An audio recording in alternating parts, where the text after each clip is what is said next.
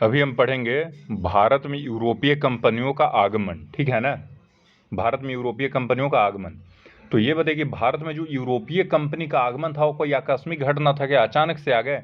तो जी नहीं, भारत में यूरोपीय अचानक से नहीं आ गए। अचानक से नहीं आ गए मतलब भारत और यूरोपियों के बीच व्यापार प्राचीन काल से ही चलता था क्या? नहीं, प्राचीन काल से तो नहीं चलता था, लेकिन किस काल से चलता था? लेकिन मध्यकाल से चलता था। अच्छा, यानी कि भारत का यूरोप के साथ व्यापार मध्यकाल से चलता था। मध्यकाल में किस कंट्री, यूरोप के किस कंट्री के साथ भारत का व्यापार चलता था भाई? तो मध्यकाल में भारत का यूरोपियन कंट्री यानी कि यूनान के साथ व्यापार चलता था, ठीक है। व्यापारिक संबंध बहुत पुराने यूनानियों के समय से थे, ठीक है ना, मध्यकाल से।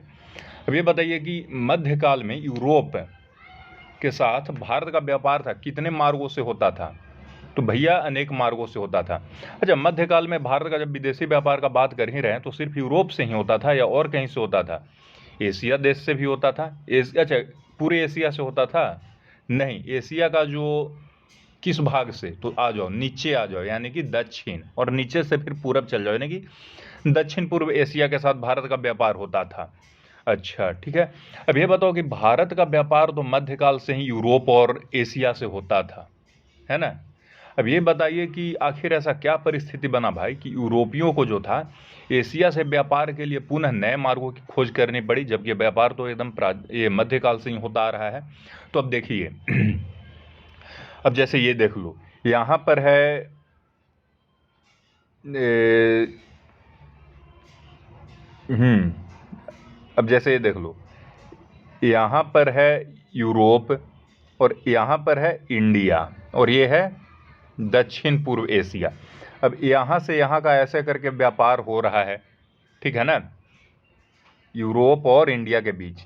बट ये जो मार्ग था इस पर अधिकार कर लिया, किन्होंने अधिकार कर लिया भाई? तो इस पर उस्मानिया सल्तनत ने अधिकार कर लिया। उस्मानिया सल्तनत ने अधिकार कर लिया इस मार्ग पर। और ये जो मार्ग है वो किसके हाथ में आ गया? तो तुर्कों के हाथ में आ गया, ठीक है ना। जो उस्मानिया सल्तनत ने था एशिया माइनर पर जीत लिया और कुस्तुनतुनिया पर अधिकार कर लिया। तो पूरब और पश्चिम के बीच का जो पुराना व्यापारिक मार्ग था वो तुर्कों के नियंत्रण में आ गया, है ना। अच्छा, ये बताओ कि उस्मानिया सल्तनत जो था उसने एशिया माइनर को कब जीत लिया भाई? तो 1453 में जीत लिया, ठीक है। कब जीत लिया? 1453 में। अच्छा, तो इसका मतलब तो ये हुआ कि जो पूर्वी, ये पश्चिमी और ये जो पूरब का जो इंडिया था, है ना, व्यापारिक मार्ग पर अंकुश लग गया, है कि नहीं। इस प्रकार उत्पन्न परिस्थितियों के कारण पश्चिमी यूरोपीय देशों के व्यापारी भारत और इंडोनेशिया के स्पाइस के लिए नए और अधिक सुरक्षित समुद्री मार्ग की तलाश करने लगे, समझे ना। अब क्या हुआ, जब ये वाला मार्ग पर तुर्कों का आक्रमण हो गया तो यहाँ के जो व्यापारी थे वो किस लिए नया मार्ग तलाशे भाई? भारत और इंडोनेशिया के स्पाइस आइलैंड, मतलब भारत और इंडोनेशिया भी लग रहा है भारत के इधर ही कहीं होता है ना। तो इन दोनों जगह के लिए, यानी इंडोनेशिया का जो स्पाइस आइलैंड था इसके लिए नया मार्ग तलाशने लगे, कोई नया अधिक सुरक्षित समुद्री मार्ग तलाशने लगे। तो भैया देखो, आरंभ में यूरोपियों का मंशा क्या था? तो आरंभ में यूरोपियों का मंशा था व्यापार में लगे हुए अरबों और वेनिस वासियों के अधिकारों को तोड़ना, तुर्कों की शत्रुता मोल लेने से बचना और पूर्व के साथ सीधे व्यापार संबंध स्थापित करने की थी। यानी कि प्रारंभ में जो यूरोपीय बोला भैया अब हम एक नया सुरक्षित मार्ग ढूंढेंगे, किस लिए? क्योंकि भैया पूरब के साथ यानी कि इनके साथ जो अरबों का और किनका, वेनिस वासियों का जो यूरोप के साथ एक अधिकार है हम उसको तोड़ पाएंगे, क्योंकि हम ये रास्ता ढूंढ लेंगे। दूसरा कि हम इस रास्ते से जाएंगे तो इनसे पंगा लेना पड़ेगा ना, इस रास्ते से आएंगे तो हमको पंगा लेना पड़ेगा तुर्कों से। तो हमारा दो रीजन है ये नया ढूंढने का, एक तो कि इस वाले पंगे वाले रास्ते से बचेंगे, दूसरा कि ये जो व्यापार है इंडिया का, जो अरबों और उनका एक अधिकार है उससे बचे रहेंगे, ठीक है ना। अच्छा, ये बताओ कि यार रास्ता तो ये लोग ऐसे ढूंढने का कोशिश करने लगा, ठीक है ना, रास्ता तो ये लोग ढूंढने लगा, लेकिन ये रास्ता ढूंढना, यहाँ यूरोप है यहाँ इंडिया है, ये रास्ता ढूंढना ज़्यादा टफ नहीं था। नहीं, ये ज़्यादा टफ नहीं था रास्ता ढूंढना। कैसे टफ नहीं था भाई? ऐसा इसलिए टफ नहीं था भाई क्योंकि 15वीं से 16वीं सदी तक यूरोप में पुनर्जागरण व प्रबोधन के परिणाम स्वरूप नई भौगोलिक खोजों को केंद्रीय सत्ता द्वारा प्रोत्साहन दिया जा रहा था। यानी कि आसान इसलिए नहीं था क्योंकि जो सेंटर था, केंद्र था, वो नया नया खोज को प्रोत्साहित कर रहा था, है ना। नया नया खोज को प्रोत्साहित क्यों कर रहा था? क्योंकि अब अंधा कानून नहीं था, पुनर्जागरण हो चुका था यूरोप में, ठीक है ना। अच्छा, तो सिर्फ प्रोत्साहित करने से ही मतलब आसान काम हो जाएगा? अरे नहीं भाई, जहाज निर्माण उद्योग हो चुका था, ठीक है, समुद्री यातायात में प्रगति हो चुका था, है ना। कुतुबनुमा का आविष्कार भी हो गया था। कुतुबनुमा क्या है भाई? तो दिशा सूचक को कुतुबनुमा कहते थे।